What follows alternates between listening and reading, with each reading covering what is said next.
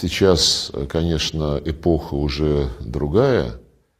Now, we live in a different era, but we often recall that Russia still has two fundamental allies, its army and navy, and, of course, its aerospace forces.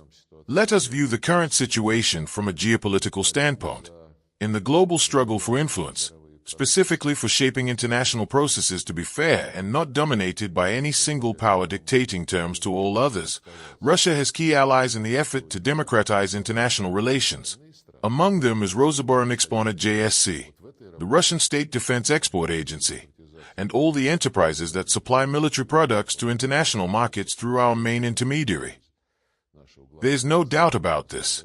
Many countries that are now freeing themselves from the neocolonial dependence of their former colonial powers, despite having formally gained independence and declared themselves decolonized, remain economically dependent on the West and their former masters.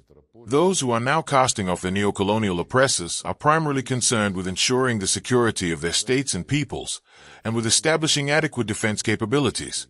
The assistance that we provide through military technical cooperation and aid plays a vital role in helping these nations develop full-fledged, independent statehood.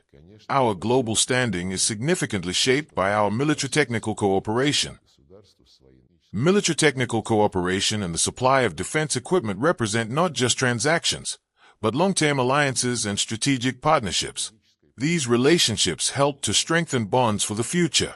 In that sense, this area remains one of the primary focuses of our engagement with allied nations. I recall how, after we were compelled to deploy a unit of our aerospace forces to the Syrian Arab Republic in order to halt the catastrophe caused by ISIS, many experts praised the performance of our combat units operating with Russian military equipment directly on the battlefield. Today, during the ongoing special military operation, our combat experience is being closely studied, even by Western countries.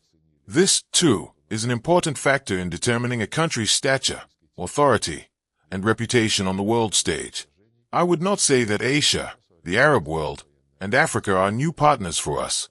On the contrary, there are many countries across these regions, and also in Latin America, with which we have maintained long-standing relations.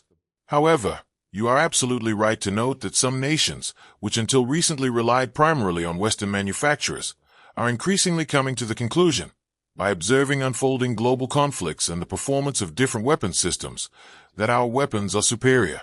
They are less demanding, logistically and operationally. They have proven their effectiveness when compared to Western-made weapons and systems of similar class. They are also more affordable, and I mean that in a positive sense.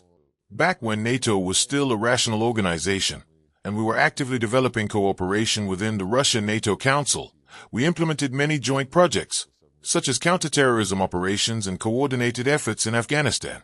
The Russian-NATO helicopter maintenance program for Afghanistan was part of this framework.